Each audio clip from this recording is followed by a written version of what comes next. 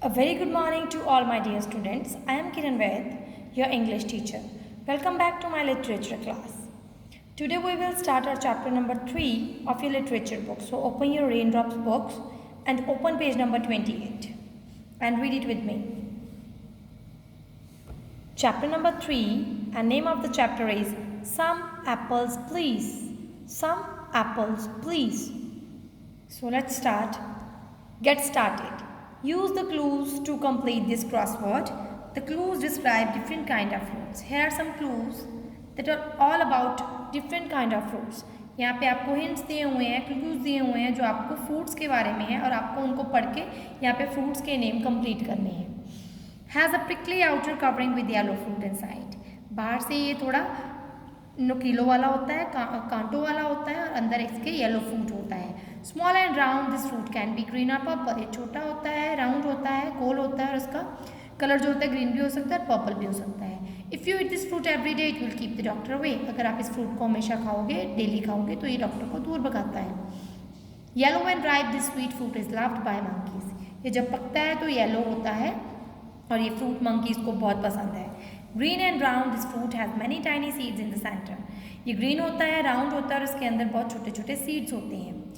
Unscramble the names of some more fruits given in the slice of watermelon. Write them on the blank. यहाँ पे आपको कुछ words दिए हुए हैं, आपको उनको अनस्क्रैम्बल करना है और यहाँ पे उनका नेम सही करके लिखना है. I will send the answer keys later on. Till then, try by yourself. Okay. This chapter is all about an old lady who want to eat an apple pie. ये एक ओल्ड लेडी के बारे में है जो एक apple pie खाना चाहती थी बट उसके पास एप्पल्स नहीं थे. लेकिन इसमें बताया गया है if you really want something and work hard for it you will get it. अगर आप किसी चीज़ को पाना चाहते हो, उसके लिए पूरी शिद्दत लगाते हो, पूरी मेहनत करते हो तो वो आपको ज़रूर मिलता है.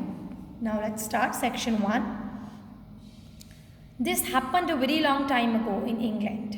ये बहुत टाइम पहले इंग्लैंड में हुआ था. Underline the word England. Happened. There was a little old woman who lived in a little cottage in a village. बच्चे put your pencil on the line while reading. Who lived in a little cottage in a village. ये एक old lady के बारे में है जो छोटी height की थी और एक छोटी सी कॉटेज में रहती थी एक गांव में. Underline the word cottage also. One day she wanted to eat an apple pie. एक दिन उसको एप्पल पाई खाने का बड़ा दिल हुआ. The more she thought about it, the more she wanted to eat an apple pie. जितना वो उसके बारे में सोचती थी उतना ही उसका एप्पल पाई खाने का दिल हो रहा था. एप्पल पाई क्या होता है बच्चे?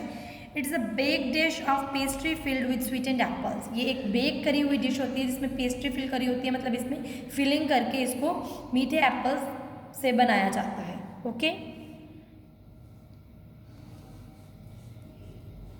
The more she thought about it more she wanted to eat an apple pie made of juicy red apple. But she had no apples. लेकिन उसके पास एप्पल्स ही नहीं थे.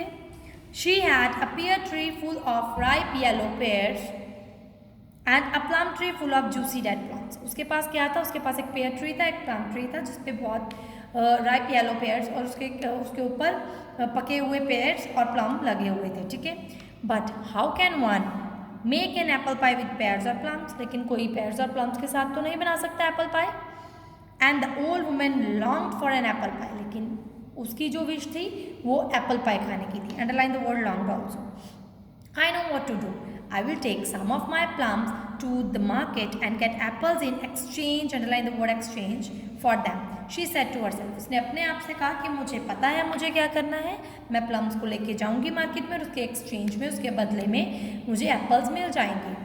So she said of with the plums in a basket on her arm. ये देखो उसने अपनी आर्म में डाली हुई है बास्केट, उसमें उसने प्लम्स डाले हुए हैं. As she walked along the road, she heard a lot of cackling and quacking.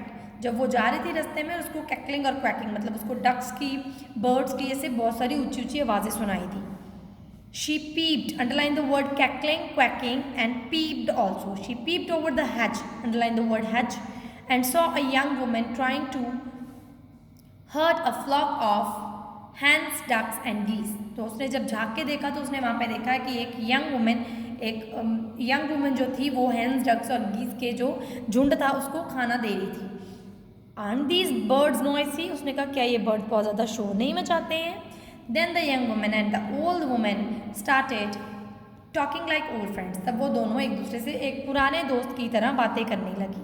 The old woman showed the young woman the plums and said how much she wanted to eat an apple pie. तो जो lady थी उसने उसको दिखाया कि कितना ज़्यादा वो एप्पल पाई खाना चाहती है. उसने उसको दिखाए plums. Oh said the young woman, my husband wants to have plum jam. उसने कहा कि मेरे husband plum jam खाना चाहते हैं. And turn the page. And I have no plums at all on the farm. लेकिन मेरे farm पे plums ही नहीं है. I would love some. मेरे को ये लेना बहुत अच्छा लगेगा. But I have no apples to give you. उसने कहा लेकिन मेरे को तुम्हें देने के लिए एप्पल्स नहीं है. I can only give you a bag of feathers in exchange for them. उसने कहा मैं इसके बदले में तुम्हें एक बैग ऑफ पंखों का भरा हुआ बैग दे सकती हूँ. Well said the old woman looking at the juicy red plums. तो उसने प्लम्स की तरफ देखते हुए कहा चलो कोई बात नहीं. I suppose at least one of us will have our wish. उसने कहा चलो हम में से किसी एक की विश तो पूरी होगी. So she gave the plums to the young woman and took the bag of feathers. तो उसने उसको प्लम्स दिए और उससे बैग ले लिया. And put into in her basket. और उसने उसको अपने बास्केट में डाल लिया. At last the feathers were lighter to carry. लेकिन जो feathers थे वो उसको कैरी करने ईजी हो रहे थे क्योंकि वो हल्के थे. She set off once more for the market, hoping that she would get some apples for the feathers. तो अब वो दोबारा मार्केट की तरफ चल पड़ी कि अब उसको feathers के बदले में शायद एप्पल्स मिल जाए. The road was long and she walked until she came another farm. तो अब वो अगले फार्म तक जब तक आने गई वो तब तक चलती गई.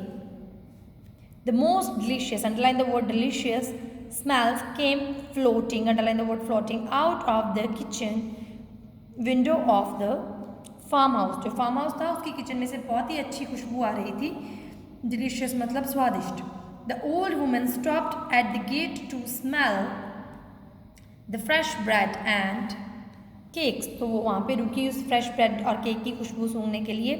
As she stood there, she heard a man and a woman quarreling. Underline the word quarreling. Loudly. वो आपस में बहुत ऊंची झगड़ रहे थे. It is best to stuff a pillow and with straw, said the woman in an angry voice.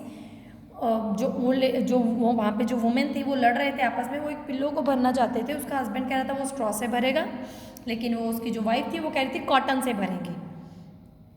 I don't think so, cotton is best. उसने कहा कॉटन जो है बेस्ट है. इज इन मच सॉफ्टर, ये बहुत ज़्यादा ये अच्छा होगा या सॉफ्ट होगा. Said the man in an angry voice. मतलब एक बंदा जो था जो उसका मैन था वो कॉटन से भरना चाहता था. जो लेडी थी वो किससे भरना चाहती थी? वो स्ट्रॉ से भरना चाहती थी. Hello said the old women. Old women ने कहा. The women and the man turn to look at her. उसने उनकी तरफ देखा. Oh would you please help us settle this. उसने कहा क्या तुम हमारा झगड़ा सॉल्व करवाने में मेरी मदद करोगे?